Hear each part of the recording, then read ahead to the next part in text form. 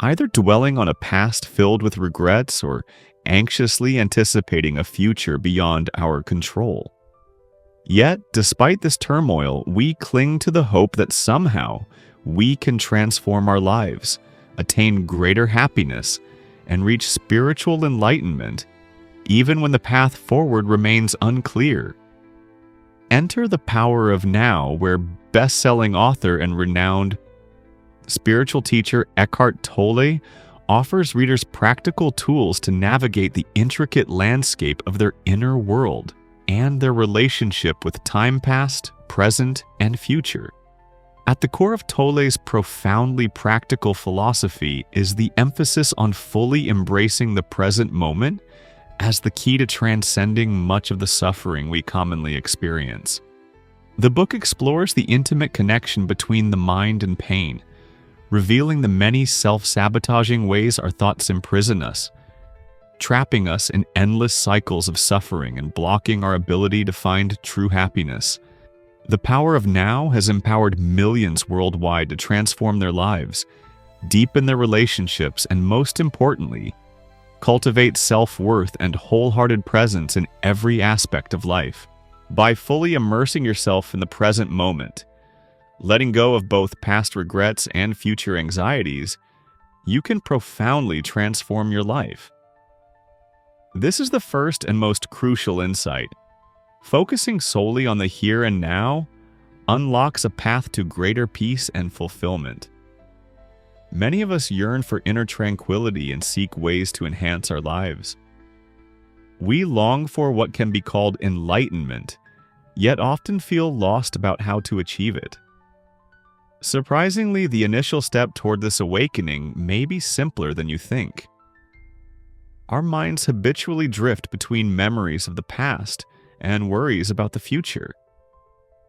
One moment we dwell on regrets or nostalgia, the next we find ourselves planning or fretting over what's to come. Meanwhile, we overlook the only moment truly available to us, the present. The present is the only reality where life unfolds. Nothing ever truly happens in the past or the future. These are merely mental constructs. Every experience, every sensation you feel occurs in the now, because your senses can only perceive the immediate moment. When we say something happened in the past, it's actually a memory of a moment that was once present. Similarly, the future consists of moments that are yet to become present. This understanding reveals that worrying about what has already passed or what might come offers no real benefit, while fully living in the present holds immense value. Once you master this shift in awareness, life's challenges become more manageable. Instead of being overwhelmed by large, daunting tasks like writing a complex scientific paper, you can break them down into smaller, actionable steps. Worrying about unfinished work or regretting lost opportunities only paralyzes progress, but by addressing one small problem at a time, gathering data, outlining your ideas, drafting the first chapter, you move steadily forward with greater ease. So, embrace the present moment. Release your grip on the past and stop fearing the future. As you do, you'll notice a remarkable improvement in your overall well-being and quality of life. Living fully in the now is not just a concept. It's a transformative practice that can lead you to a richer, more peaceful existence. A part of you depends on pain to exist, and it generates much of the suffering you experience. Even if you manage to live fully in the present, free from worries about the past or future, what happens when pain arises? Pain is always experienced in the now, so how do you cope with physical and emotional suffering in the present moment? Pain is essentially an internal resistance you create against external circumstances beyond your control. You feel pain when you're dissatisfied with how things are, but lack the power to change them. This manifests emotionally as negative feelings. Because your mind dwells on the past and future, yet you can only live in the present, you find yourself powerless to alter many of the things that cause your unhappiness. This builds an inner resistance to reality, which you experience as pain. Another dimension of self-generated pain is what Eckhart Tolle calls the pain body, a part of yourself that thrives on pain to survive.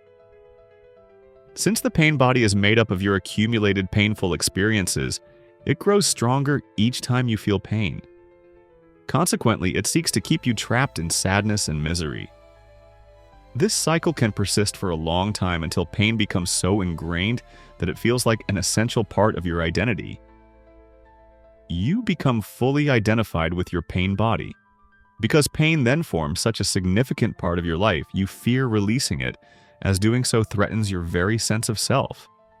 For instance, when something irritates or frustrates you and you feel anger rising, it means your pain body has taken control. Anger clouds your ability to think clearly and act rationally, only leading to more suffering.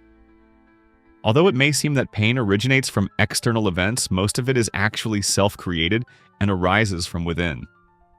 The good news is that since you are the source of this pain, you also hold the power to transform it. A truth you will explore further in the moments ahead. The ego is a part of your mind that blocks your happiness. Have you ever wondered why some people seem to sabotage themselves?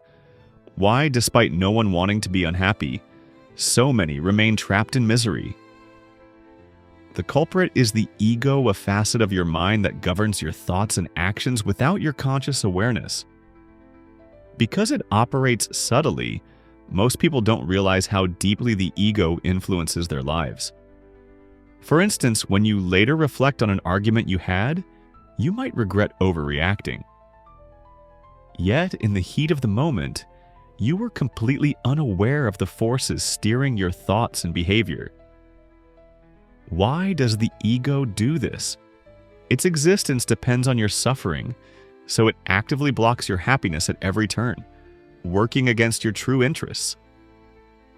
The presence of this destructive part of your mind that generates misery explains why so many suffer, even though nobody consciously chooses an unhappy life. Some people even deliberately undermine their own well-being by staying in toxic, painful relationships. The ego drives you into conflicts with others and breeds dissatisfaction with your current circumstances so it can maintain control over your thoughts and actions. Whenever two or more egos clash, drama ensues, whether in small offices or households. Even when people wish to live peacefully together, their egos provoke petty irritations and push them toward exaggerated reactions. If you suddenly find yourself embroiled in a heated debate over something trivial like whose turn it is to clean the kitchen or whether a TV show is good, that's likely the ego at work. The ego is a destructive force within the human mind. It demands to be the dominant part of you and knows no boundaries. If you allow it to take control, it will bring you immense suffering. To unlock a life of abundance and minimize suffering, disconnect from your mind and reconnect with your body. The power of the ego is just one of the many compelling reasons to prioritize your body over your mind.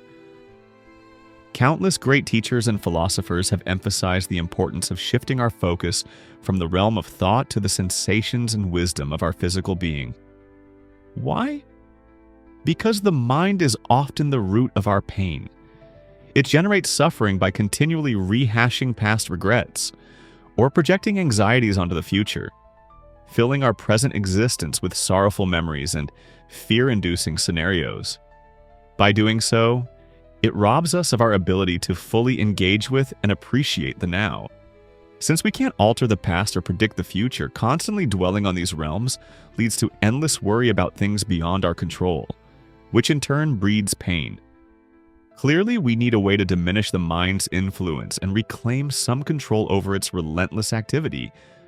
How? By redirecting our attention from our thoughts to our bodies. Your body possesses inherent wisdom and knows what is truly best for you. By tuning into its signals, you can gain profound clarity about what matters most in your life. Listening to your body helps you break free from the mind's grip and find a more grounded, peaceful way of being. Observing the mind without judgment is the most effective way to detach from it and thereby free yourself from suffering. Once you recognize that your mind is the source of your pain, preventing you from fully living in the present moment. The next crucial step is to create distance from it. But how can this be achieved?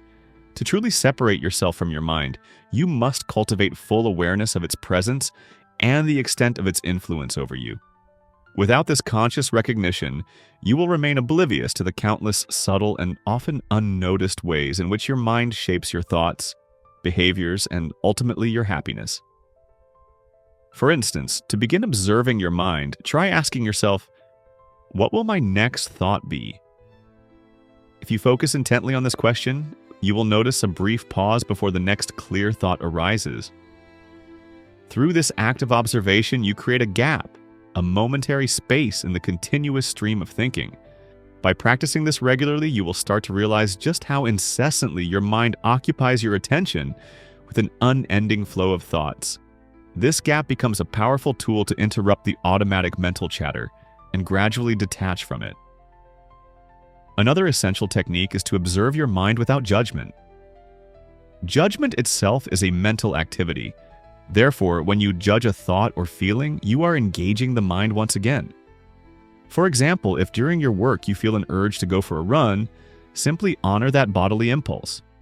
Your body inherently knows what is beneficial for it, so go ahead and run. Afterwards, you may hear the persistent inner voice telling you that you should be working instead of wasting time running. However, resist the temptation to label this voice as good or bad, and do not feel compelled to obey its commands.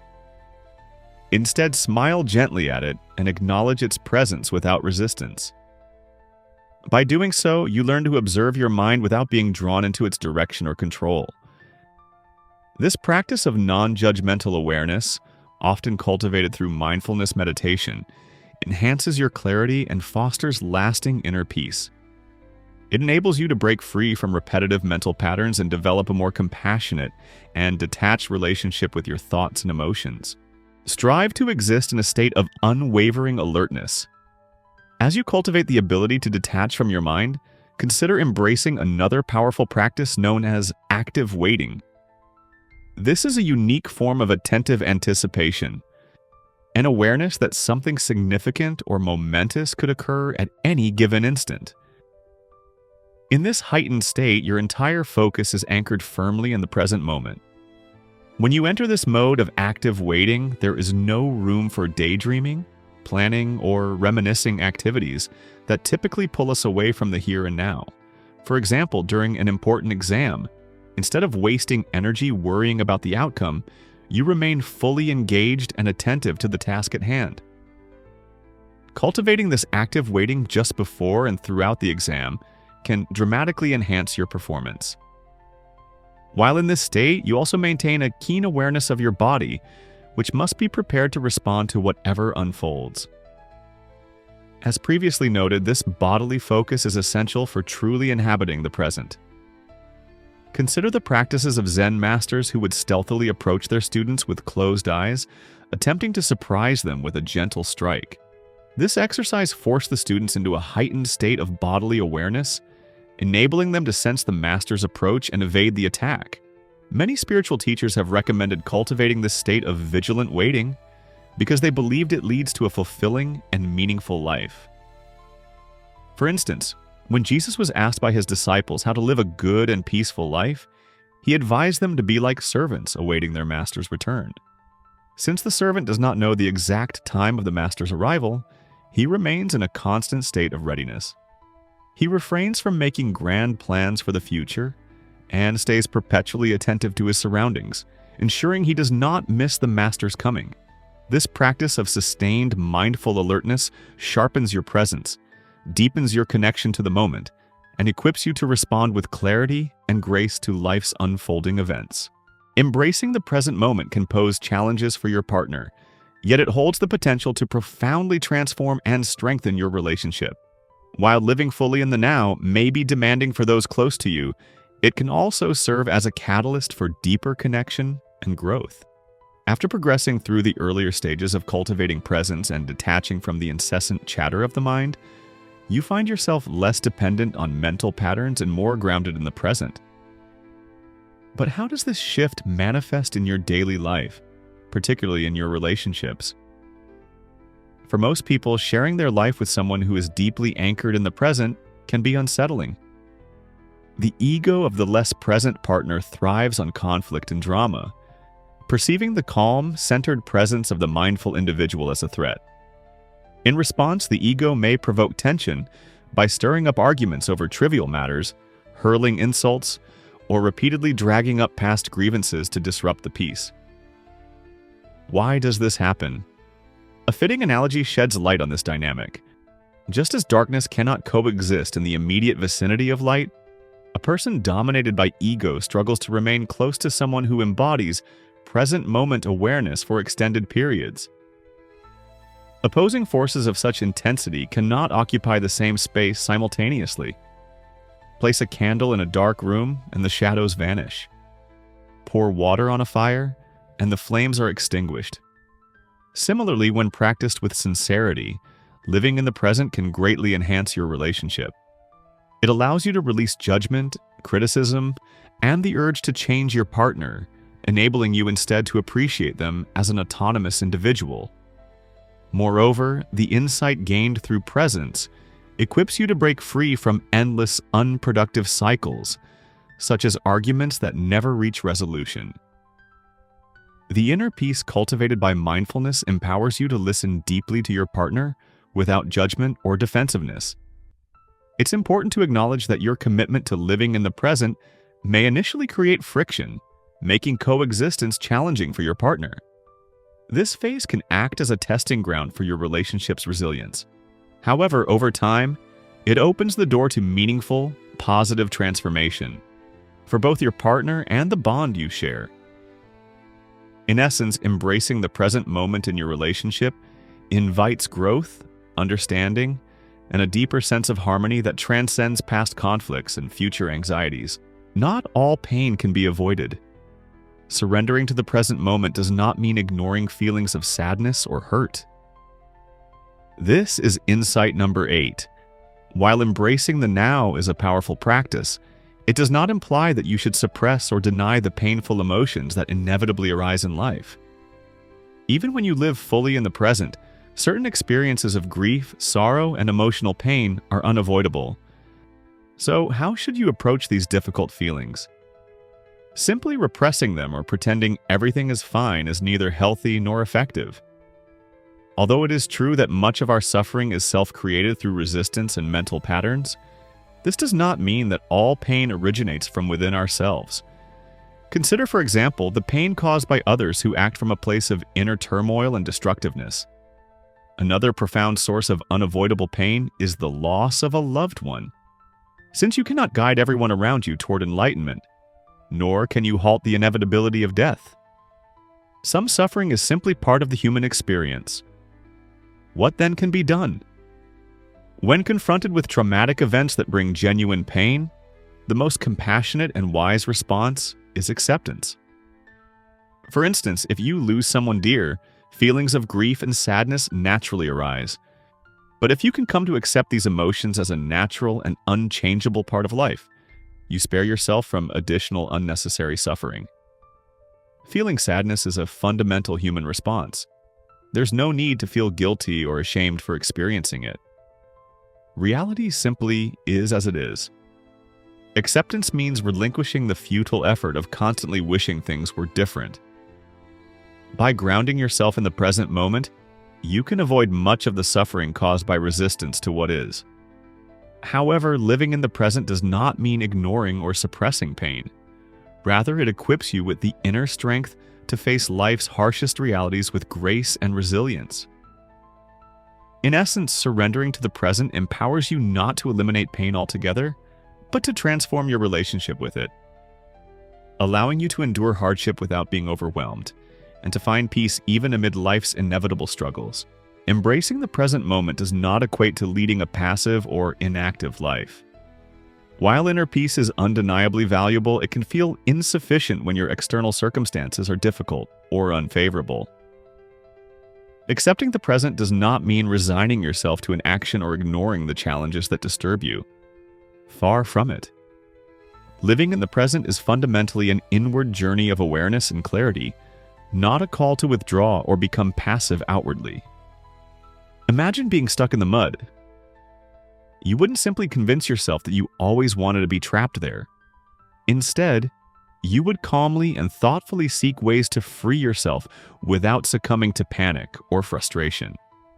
In fact, cultivating presence often unlocks new strengths and creative solutions to problems. When you live fully in the now, you conserve your inner energy by not wasting it on unnecessary mental struggles or imagined difficulties. Rather than perceiving overwhelming obstacles, you begin to see each challenge as a manageable situation that can be addressed step by step. This mindset naturally enhances your effectiveness and resilience. Accepting and living in the present does not imply passivity or refusal to improve your circumstances. On the contrary, by anchoring yourself in the present and allowing the past and future to remain in their rightful places, you gain sharper insight into what needs attention and change. This clarity empowers you with the strength and determination to make meaningful improvements in your life.